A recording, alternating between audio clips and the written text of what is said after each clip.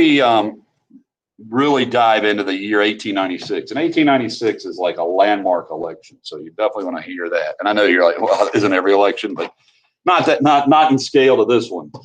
But just keep in mind there is a chronology of farmer groups, and so if I guess I could just remake one for you so you'll remember them.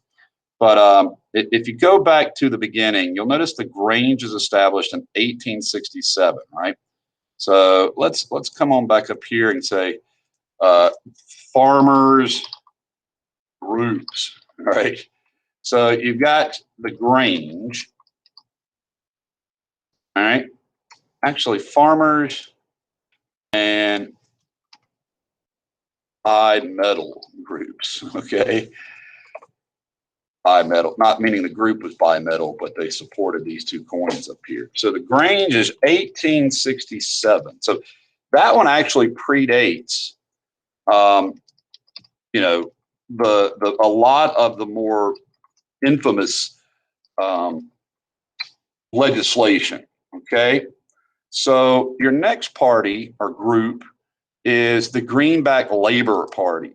Okay, and they're established in 1874. Greenback Labor Party. They're usually sometimes called Greenbackers for short. And they're established in 1874, and they're going to last all the way up until 1889. Okay.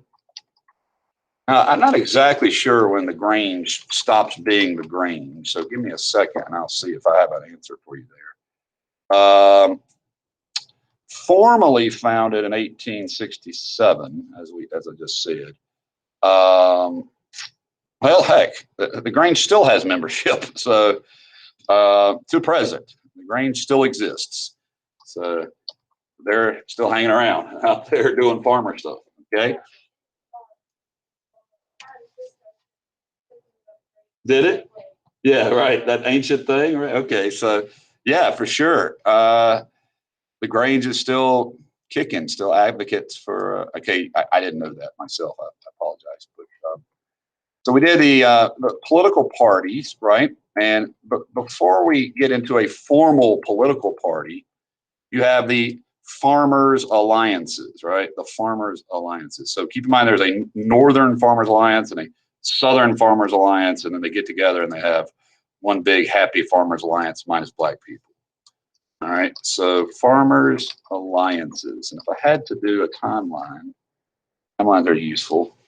Let's see how long they lasted. I want to say till the Populist Party, but so it says it flourished around 1875. And it looks like it kind of is going to peter out in about 1892, okay, which is the time of the rise of the Populist Party. So they're going to run candidates into 1890, as we already talked about. But you definitely want to be aware of, we'll say, 1875 to 1892. This fella? Well, he was the leader of the Southern Farmers Alliance, but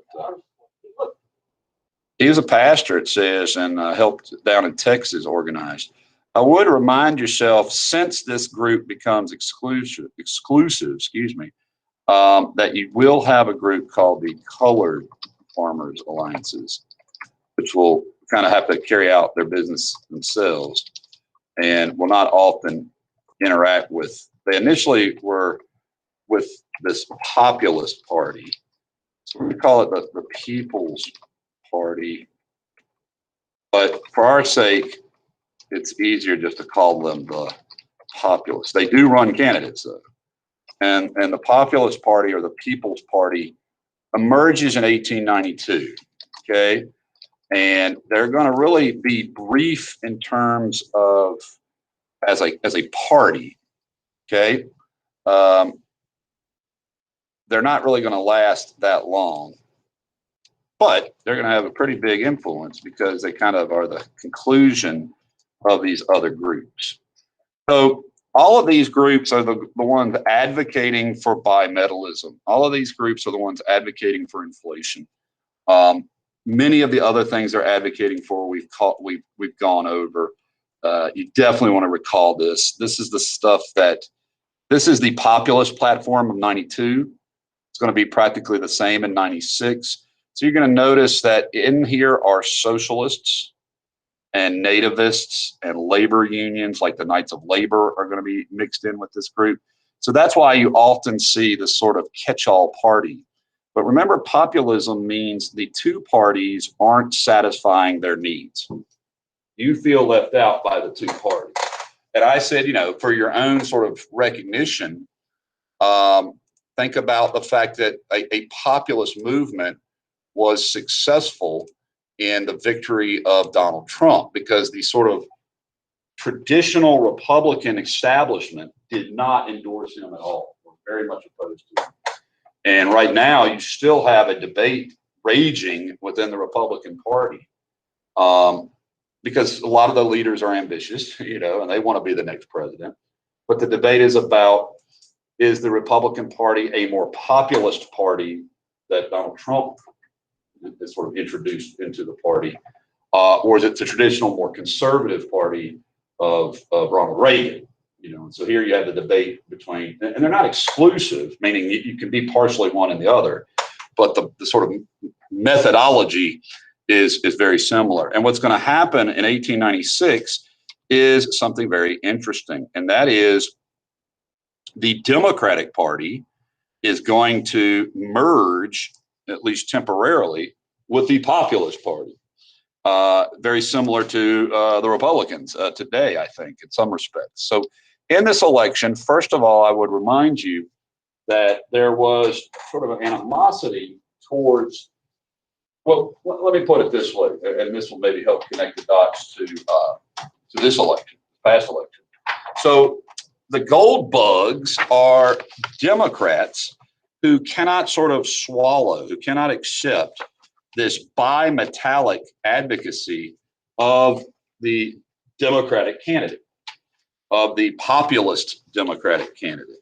So what happens is you have a fella emerge who is quite celebrated, William Jennings Bryan. Okay, William Jennings Bryan is from Nebraska. He is in many ways the embodiment of an evangelical preacher. So he's a fundamentalist Christian. And his understanding of world events, while not that complicated, is very, very enthusiastic. So what I mean by that is, as one critic of Bryan would say, he was like the Platte River of Nebraska, 4 inches deep, but a mile wide at the mouth, kind of thing, right? Like, so in other words, not a very well-read or academician kind of fella, but a very devout Christian and a very gifted orator. And so they called him the boy orator of the Platte, meaning the guy from Nebraska, the Platte River, who was young at the time. At the time, he was one of the youngest candidates ever. Now, this picture looks a little bit older, but he was a young fella, kind of looks like Ted Cruz without the beard here. And, he was a Midwesterner, and he was an absolutely titan of rhetoric, of talk. He could really talk up a storm like a good old revival minister. And what his preaching style / teaching style was that Westerners had been crucified on a cross of gold. Okay, that was his most famous speech, this cross of gold speech. He uses heavy religious rhetoric. You shall not press down upon the brow of labor this crown of thorns. So he's saying, you, like Christ, farmers, have been sacrificed on the cross of gold. So very religious in its connotation, not sacrilegious, but religious. He's saying that the exploitation of big industry is sacrificing, the working class people. Now, I told you, if you go back to the Ohio question, all the way back in the days of Grover Cleveland, that Democrats had within their midst individuals who advocated for inflation. But that had not become the Democratic platform. So in other words, the Democrats routinely rejected inflationary policy. Grover Cleveland, he believed the best way to help the economy was lower tariffs, right? To reduce tariffs and to reduce waste and things like that. So Cleveland did not embrace this. And so when Bryan becomes the candidate for free silver and for the Democratic Party, several, thousands of Democrats are not going to vote for him because they're well-to-do Democrats and they don't want to see their savings or their investments turn into mush. You understand? And so that's going to be important. As a group of voters, these gold bugs are not at all interested in bimetallism. But he is so popular. His rhetoric is so enthusiastic. The Democrats realize if we can't beat him, join him. And so he is actually nominated by both the Democratic Party and the Populist Party as their candidate. So that sounds like a surefire way to victory, right? Like you got two groups, the major party in America. Keep in mind, Southerners had begun to become unhappy. And look at this. Out west, the Democratic Party had lost because of the populists. And so if you combine the Democratic Party and the Populist Party, then surely you'll have a path to victory. But herein lies the problem, one of the major problems. William Jennings Bryan. All right. The problem is Bryan insists that the number one issue in 1896 is gold. Now, who is his opponent? None other than the Archduke of Protectionism, William McKinley. So Senator McKinley, who had created the very famous or infamous, depending on your point of view, McKinley Tariff of 1890, which was the highest peacetime tariff we'd had so far since the Tariff of Abominations, right? So the Republicans are going to nominate a very traditional, sort of classic Ohio senator. He's from the crucial swing state of Ohio, always an important state. He had clearly been a conservative, if not pro-business senator, and he is helped by a multimillionaire named Mark Hanna. Mark Hanna is one of the first sort of kingmakers in American history. This guy is a businessman, and he sees in McKinley the ultimate sort of response to this lunacy. So the Democrats nominate Bryan. And in many ways, the populism of 2016 is so similar, it's almost eerie. Because keep in mind, your historic Republicans in 2016 are sort of well-to-do people, right? And then all of a sudden, you have all these people showing up in pickup trucks and Confederate flags as Trump rallies, right? And so the ordinary Republicans are kind of staid conservative types. They're like, who let all these rednecks in the, And again, I would argue they'd always sort of been there. A lot of them had been there all along, but they were the guys making the most noise. Well, in 1896, your Democrats, guys like the Grover Cleveland Party, are like, who let these bumpkins in and made this platform? Now, the platform was sort of consistently Democratic. Tariff reductions, a modest income tax. Cleveland had supported that. Stricter control of the trust. Okay, that's something they could consider. But it's the free silver part that Bryan insists on making the central issue of the campaign. In other words, Bryan isn't running on all that other stuff. The Democrats believe in all that other stuff. But Bryan is running on bimetallism. He's running on silver, the heaven-born ratio. It helps that the populists have had people like Mary Lease, Ignatius Donnelly, and others circulating pamphlets, and all your problems will be solved if we go back to silver currency, right? So everywhere he goes, that's what he talks about. And it plays really well out west. But unfortunately, Bryan has very little understanding of industry, very little understanding of organized labor, very little understanding of working class factorymen, right?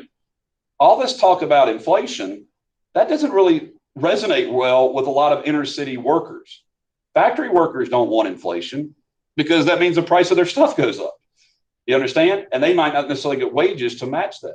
So by only talking on that, or not talking much at all about 8-hour work days, reducing the power of the trusts, by not focusing on all the other issues, he's really sort of selling one point too much. Okay? like, I'll give you an example from 2016 that I thought would not be effective, and I made a mistake. Guess I was one of those ivory tower types. But President Trump, when he was candidate, really ran on a nativist platform. And Republicans were not nativists before that, at least not largely. George W. Bush campaigned speaking Spanish. Jeb Bush is married to a Hispanic woman. So there was no really strong nativism in, John McCain supported, a form of amnesty to a degree. So when he ran on nativism as his central issue, a lot of people were kind of like, who thought that wouldn't be the seller. Well, it turned out it was a huge issue. Well, Brian is going to overestimate the value of silver. First of all, keep in mind the silver ratio should nowhere be close to 16-1. The Comstock lode, remember that? There's been huge discoveries there in Nevada in 1889. There are more discoveries. So by this point, there's lots of silver so if they mint it at 16-1, it'll just do what happened to Grover Cleveland all over again. You guys remember that? Under the Sherman Silver Purchase Act. So that's what Mark Hanna figures on. But keep in mind, you have something called the Pendleton Act that's been passed. What's the Pendleton Act? Well, it means you can't use the spoil system, right? That well? So Mark Hanna is going to do a brilliant campaign strategy. The 16-1 ratio is the ratio that Brian keeps talking about. Brian keeps saying is the great friend of farmers.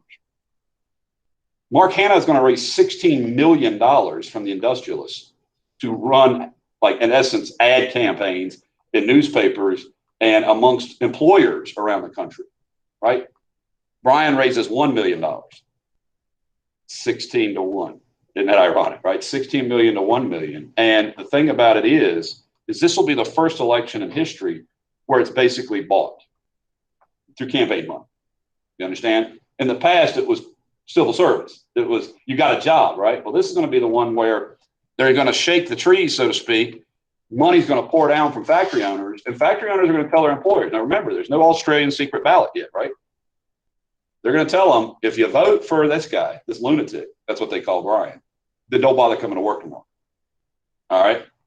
So, yeah, they're going to it's going to be the industrialists. But a lot of the labor union types are kind of skeptical of a guy that wants to inflate their, the currency. And so some of them, we might say, has vote suppression. Now, there is a strong injection of anti-Semitism in this election. I told you before, one of the more tragic parts of populism is it's grotesquely anti-Semitic during this period, meaning they attack Jews, all right? And here you see Mark Hanna. McKinley is a major in the Civil War. So he's usually depicted in a Napoleon-style uniform, even though he didn't wear a Napoleon uniform. He was a major. Here he's stuffed in Hanna's pocket. So Hanna is depicted as the kingmaker, right? Who's buying this job for Senator McKinley. But you'll see that they're standing on the shoulder of someone that says Rothschild, Jewish banker, okay?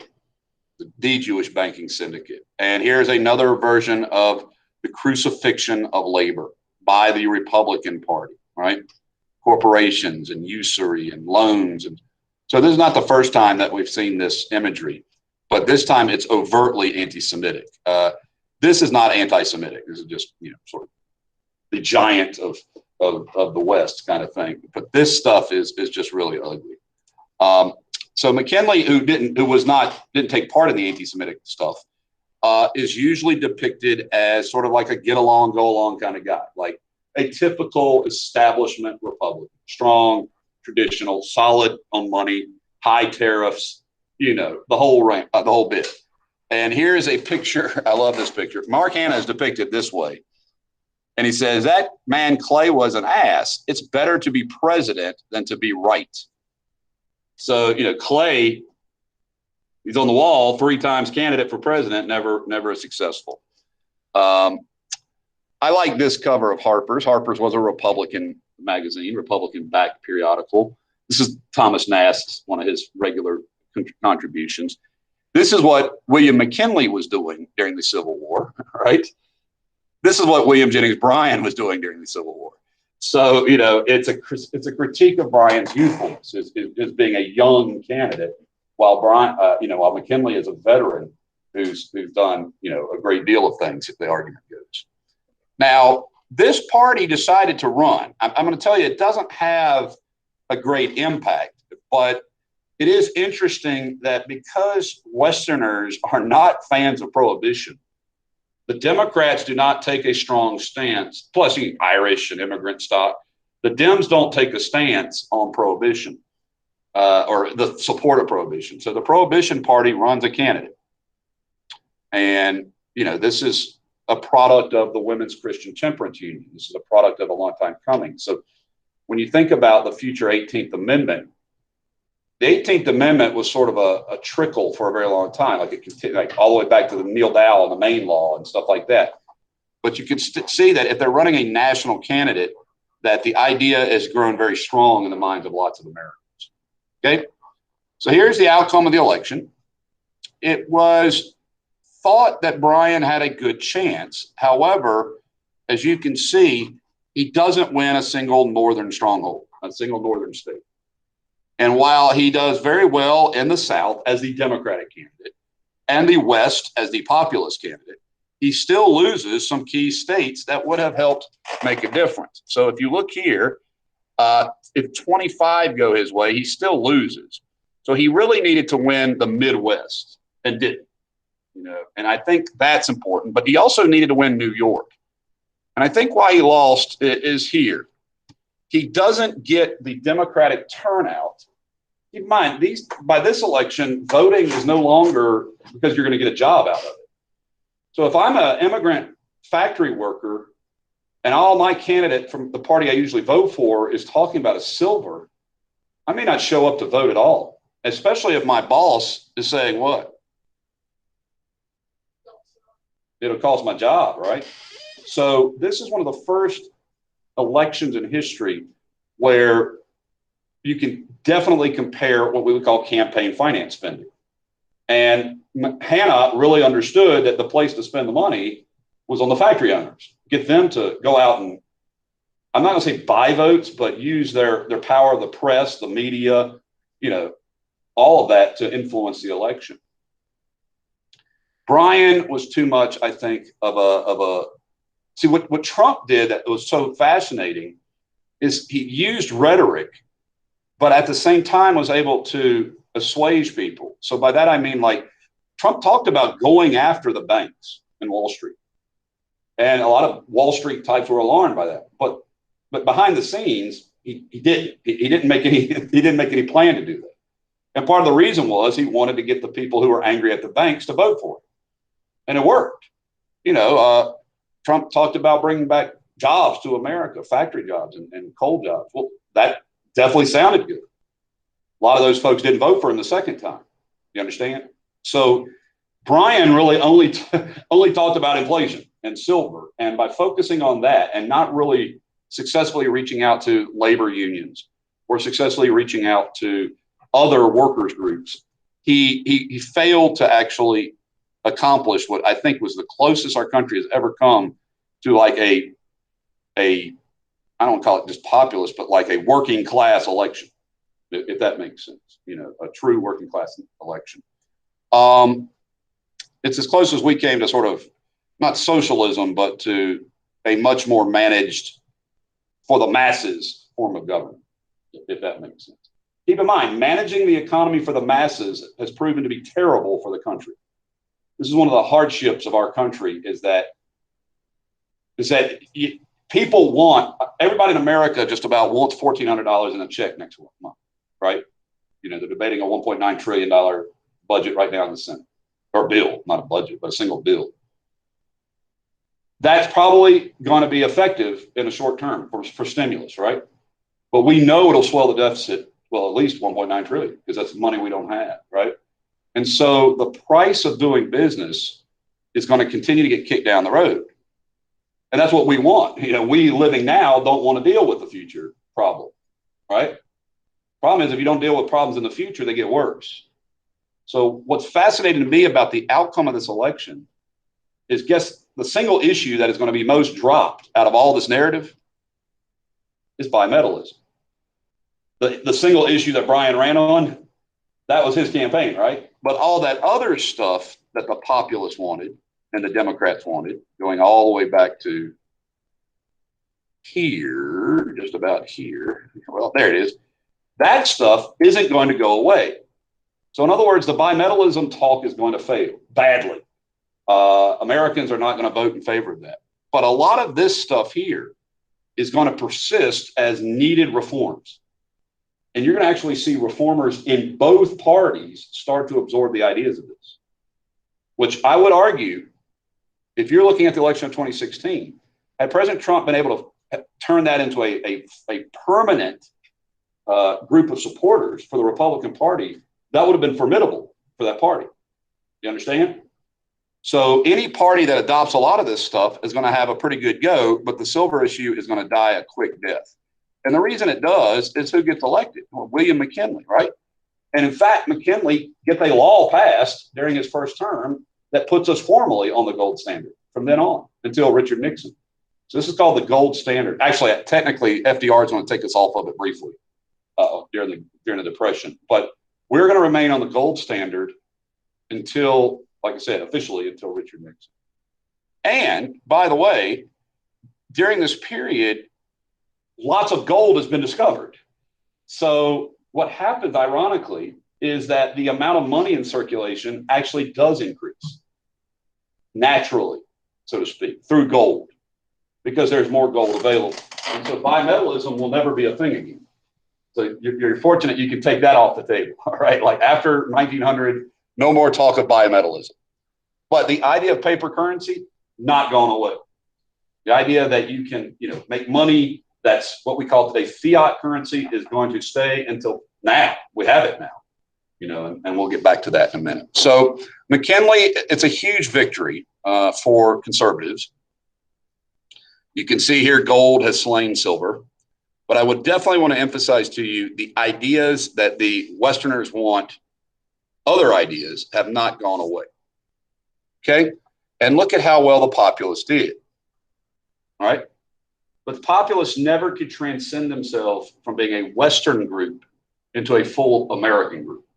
And I'll tell you one of the reasons why. Well, heck, I'll tell you several reasons why. One, the economy changed dramatically. Okay? The economy changed dramatically. And by that, I definitely want to introduce you to the rise of the middle class. So a lot of people who voted Republican in 1896 were middle class. They didn't want inflation, right? And today, the success of any candidate is going to be dependent on the middle class. Trump won middle class workers in 2016. He lost them in 2020. Okay. The era of this was fading away and being replaced by corporate America. Okay. And that's both farms and businesses. The populists were never going to get the full support they could get as an agrarian movement if they did not include black people. The problem is, and this is going to be the Democrats' problem for the next half century, if you include black people, then you lose Southern white people. Right. So the question is how do you incorporate African Americans into your party? They don't figure that out. And so they fail. The populists could not break through in other places in the country, particularly the Northeast and the Southeast. And really, the best answer, I think, is that ultimately the Democrats are going to take their ideas and run with them, with the exception of the silver issue. I'll take you guys up to 1992. There's a young fellow from Arkansas running. His name is William Jefferson Clinton. And there's another fellow running who's already president, George H.W. Bush. And then there's a third guy running whose name is H. Ross Perot.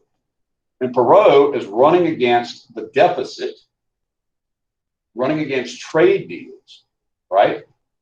Like NAFTA idea. And so when Clinton takes over, after Perot gets 20 million votes, he realizes, gosh, I got to do some of the stuff that Perot wanted because he got 20 million people to vote for him. The Democrats see how close they got to winning in 1896. They got pretty close. So what they realize is there some of these ideas are really solid, and we should take them and run with it. But the silver idea, just trying to find something else. Keep in mind, it made for a very easy campaign rhetoric. It made for easy talk when you think about Mary Lease. All right. When these folks went out and talked about politics, they dumbed it down to about as easy as you could get. They made religious imagery and they talked about gold and silver. And people who are a little more thoughtful are like, well, gee, that means my dollar will now be worth 50 cents, right? Like they didn't want that. You know, people who had money, people who had savings, people who were investors, people who were middle class workers, factory workers who didn't have a mortgage, but rather paid rent. Rent doesn't like inflation. Okay. Now, as a closing comment or three, I'd like to take you to a completely, I think, different topic that's interesting. And that is what's called the Littlefield thesis. All right. Now, I didn't make this up. You know, a community college professor came up with this years ago. It's Henry Littlefield. And if you know anything about writing, then during this period in American history, in 1900, there was a famous book published called The Wonderful Wizard of Oz. 1900, right? So same time period. And Frank Baum, the author, was notoriously tight-lipped about what his book meant. And probably because it was a modern parable, but he didn't want to give away the story, so to speak. So how is it a parable according to Henry Littlefield? Well, it's one of the coolest things that have been identified from this period. So let's take a look.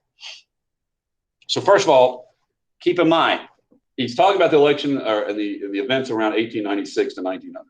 So if you go through the people, so let's start with Dorothy. She represents everybody.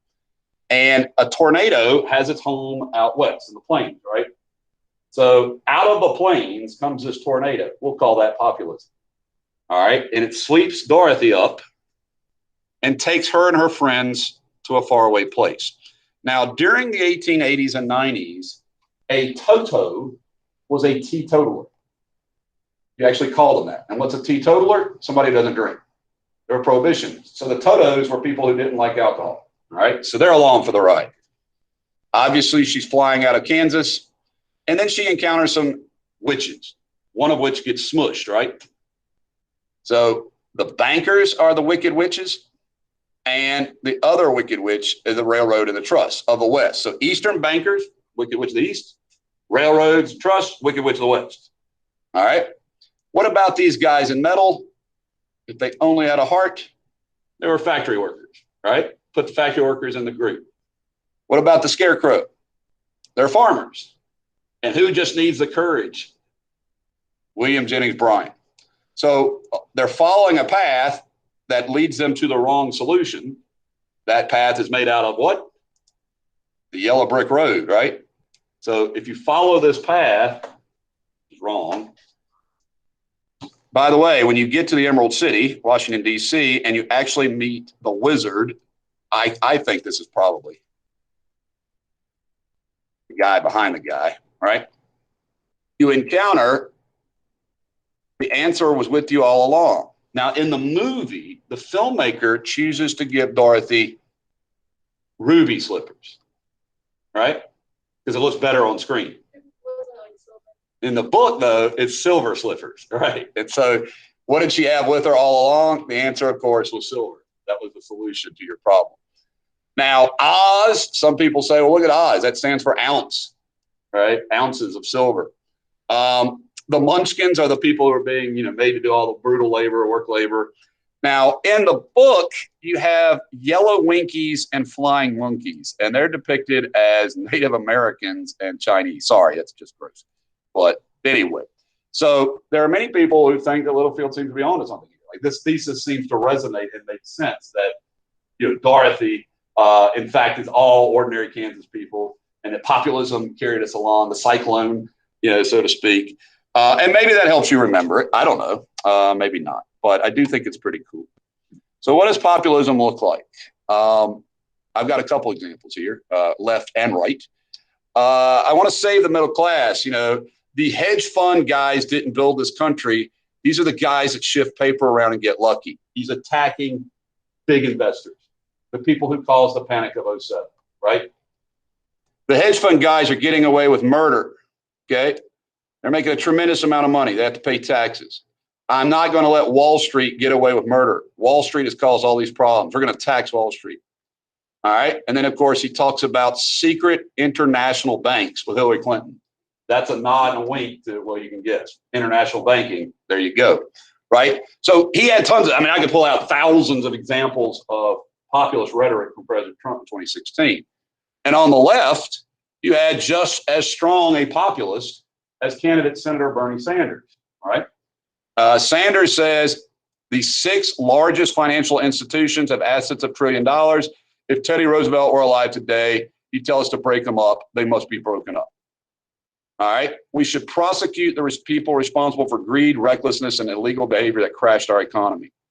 Greed, fraud, dishonesty, and arrogance. These are the words that describe Wall Street. So both the left and the right ran a campaign on attacking Wall Street.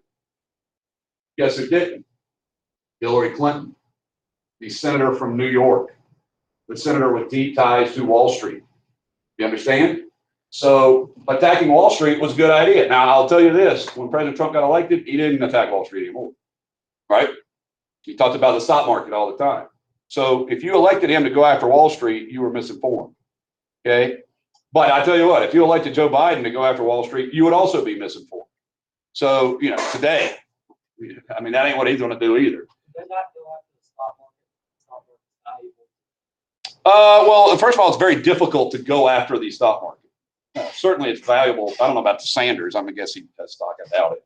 Not much, probably. I think he made his first million after he published a book. He lives in the same house he's lived in for like 40 years. You know, I mean, he's a real socialist, not just like a what do you call politician socialist. You know, he actually lives that way. The thing about it is, though, is that he wants, you know, the taxes that he wanted to put to get it through the Senate, he would have had to have an entire Senate revolution. And that's how it is today. If you're trying to do something to either the Senate, to Wall Street or big banks, you got to get a bill passed through Congress. You can't just do it on your own as president, right? Well, with the filibuster in the Senate, that means you have to have 60 senators to agree on anything, all right, other than a straight budget up or down vote, which you're not going to get rid of Wall Street banking with a straight up or down budget vote. So my point is that neither the Republican Party nor the Democratic Party embraced these components of these two candidates, which is one of the things that drove their popularity. You understand? McConnell gave Trump his wall because it was a symbol. That's a Senate Majority Leader. You get that? But after that, it was mostly stuff that Republicans wanted anyway. So as much talk there is about Trump, it was all executive orders. It couldn't change much. And all those executive orders just got reversed last week or 2 weeks ago. So until Congress passes bills, it's mostly just temporary. It's all temporary, because what any president can do, any other president can undo. That's part of the problem, is that we think presidents can fix our problems. President can't do much of anything. Congress has to fix the problem, because that's law. We run by law, right? So these guys, neither one of them, and of course, Senator Sanders has sponsored a gazillion bills to try to regulate Wall Street, and they've never gotten out of committee kind of thing. So it's easy to talk because people want to hear that. It's much harder to accomplish that. Like with Biden, this $1.9 trillion stimulus, which I consider to be way too high. I just think it's over big after the last 2 stimulus we had under Trump. You know, but probably what's going to happen is the Republicans in the Senate are going to cut it up some. You're going to see it reduced, and then see if the House will pass a reduced bill. Keep in mind, the House has a increase in the minimum wage and the stimulus bill, and that's going to die. That's not going to happen in the Senate at all. So populism is alive and well. It's saying what people want to hear without usually having much detail on the impact of it. You understand? So, for example, if I were to look at you and say, well, we need to go back to Sarbanes-Oxley, or, you know, we need to fix Glass-Steagall, y'all wouldn't know what that is, right? Now, after this class, hopefully you'll know what that is. But that's my point, is that banking reform actually involves bills like the Glass-Steagall Act, which was passed during the Great Depression. Well, that's under Bill Clinton, that was repealed. So that's one of the major drivers of the recession of 2007 was the repeal of Glass-Steagall. But, you know, how's that for a politician's rhetoric? Yeah, they got rid of Glass-Steagall, and now we should pass, you know, Americans like Glass-Steagall, what's that? Yeah, so, yeah, it's easy to look at what he says. They're getting away with murder, you know. One of the reasons why I didn't take him too seriously on January the 6th, because he says stuff like that all the time. He uses populist rhetoric. The only difference is he's using it in front of a full crowd at the steps of the Capitol. You know, so that's not the smartest place to be using this kind of language. It's inflammatory. It's not very solution-oriented. It's just, we're going to get them. You know, I'm like, okay, how are you going to do that? But this is what politicians have to do. They have to say this stuff, you know, otherwise you don't get elected. elected on saying we're going to reform Glass-Steagall Act. So anyway, I'm going to stop with that and discuss with you any questions you have. Feel free to ask about either from the study guide or from life